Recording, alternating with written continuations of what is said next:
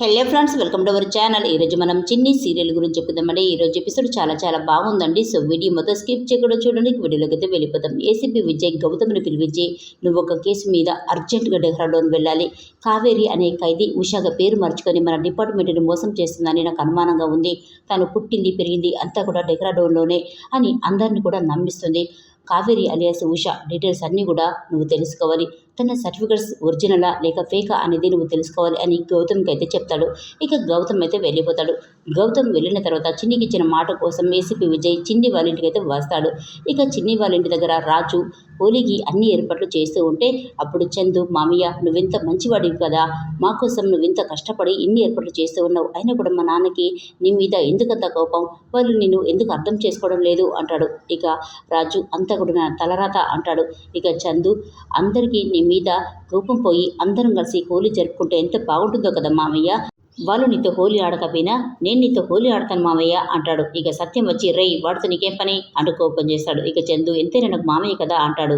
అప్పుడు సత్యం, రై వాడు నీకు మామయ్య ఏంట్రా, ఇలాంటి దుర్మార్గులతో వరుసలు కలుపుకోవద్దు అంటాడు. ఇక రాజు, వరుసలు మనం కలిపేదేంటి సత్యం బాబు, అంతా దేవుడు కలిపాడు అంటాడు. ఇక సత్యం, నువ్వేంటి ఇలా ఆటో వంకతో వీళ్ళని దగ్గర చేసుకోవాలని చూస్తున్నావా అంటాడు. ఇక రాజు, ఈరోజు హోలీ పండుగ కదా, జరిగిందంతా కూడా మర్చిపోయి అందరం సంతోషంగా హోలీ జరుపుకుందాం అంటూ సత్యంకి రంగులు పోయాలని చూస్తాడు. కానీ సత్యం మాత్రం, నన్ను తాకద్దు, నీతో కలిసి పండుగ జరుపుకోవాల్సిన అవసరం మాకు లేదు అంటూ కోపం చేస్తూ అక్కడి నుండి చందునైతే తీసుకుని వెళ్తాడు. ఇక తర్వాత మళ్ళీ చందు అక్కడికి వస్తాడు.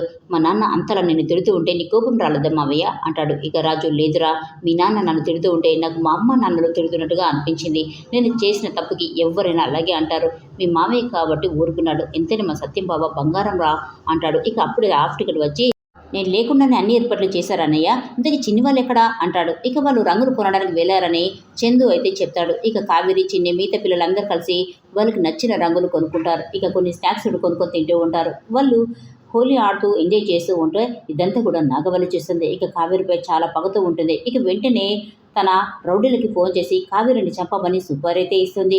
ఇక కావేరి చిన్న ఇంటికి రాగానే మామయ్యకి అత్తమ్మకి రంగులైతే చల్లుతారు. ఇక కావేరి మాత్రం సరళని హ్యాపీ హోలీ అంటూ సరదాగా ఆట పట్టేస్తుంది. ఇక అందరూ సరదాగా హోలీ జరుపుకుంటూ ఉంటారు. కానీ రాజు మాత్రం చాలా బాధపడుతూ ఉంటాడు. నా జీవితంలో రంగులు లేవు, నాకు రంగుల జీవితం లేదు అంటూ చాలా బాధపడుతూ ఉంటాడు. ఇక అప్పుడే ఏసీపీ విజయ్ కుందరతో కలిసి అక్కడికైతే వస్తాడు. సరళకి మాత్రం వాళ్ళు రావడం అస్సలు ఇష్టం లేదు. ఇక రాజు ఏసీపీ విజయ్ని చూడగానే తన ముఖం కనిపించకూడదు అనుకొని ముఖానికి రంగులైతే పూసుకుంటాడు. ఎందుకంటే ఏసీపీకి తనెవరు తెలియకూడదని. ఇక చిన్ని వెంటనే విజ్జు అని పిలిస్తే అప్పుడు సత్యం, అమ్మ చిన్ని, అలా పేరు పెట్టి విజ్జు అని పిలుస్తున్నావేంటి, విజ్జు సార్ అని పిలవాలమ్మా అని తనైతే చెప్తాడు. ఇక విజయ్ మాత్రం, మేమిద్దరం ఫ్రెండ్స్ కదా, చిన్ని నన్ను అలాగే పిలవాలి అని తనైతే చెప్తాడు. ఇక కావేరిని ఎలా ఉన్నారు అంటే, నేను బాగానే ఉన్నాను అని తనైతే చెప్తుంది. ఇక విజయ్ మాత్రం, నేను మీకోసమైతే రాలేదు అంటాడు. మరి ఎందుకు వచ్చారు అంటుంది కావేరి. ఇక చిన్ని, నేనే రమ్మన్నాను టీచర్ అమ్మ, సరదాగా హోలీ ఆడడానికి రమ్మన్నాను అని తనైతే చెప్తుంది. చిన్ని విజయ్కి కుందనికి రంగులు పూస్తుంది. ఇక అందరూ కూడా చాలా సంతోషంగా హోలీ జరుపుకుంటారు. రంగులలో తేలి ఆడుతూ ఉంటారు.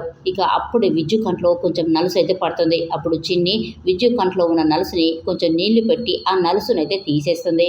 ఇక ఇప్పుడు ఎలా ఉంది, కళ్ళు తెరవండి అని తనైతే చెప్తుంది. ఇక విజ్జు మాత్రం కళ్ళు తెరవగానే తన కన్న కూతురి కళ్ళ ముందున్నట్టుగా అనిపిస్తుంది. కూతురితో గడిపిన జ్ఞాపకాలన్నీ కూడా ఒక్కసారిగా కళ్ళ ముందు కనపడతాయి. ఇక తగ్గింది కన్నా అంటూ చిన్నిని హగ్ చేసుకుంటాడు. కానీ సరళ వెంటనే కన్నా ఎవరు అంటుంది. ఇక అక్కడ ఉంది చిన్ని అని అర్థమవుతుంది. చిన్ని అనబోయి కన్నా అని అన్నానని చెప్తాడు. ఇక ఇలాంటి మేనకోడలు ఉన్నందుకు మీరు చాలా అదృష్టవంతులండి.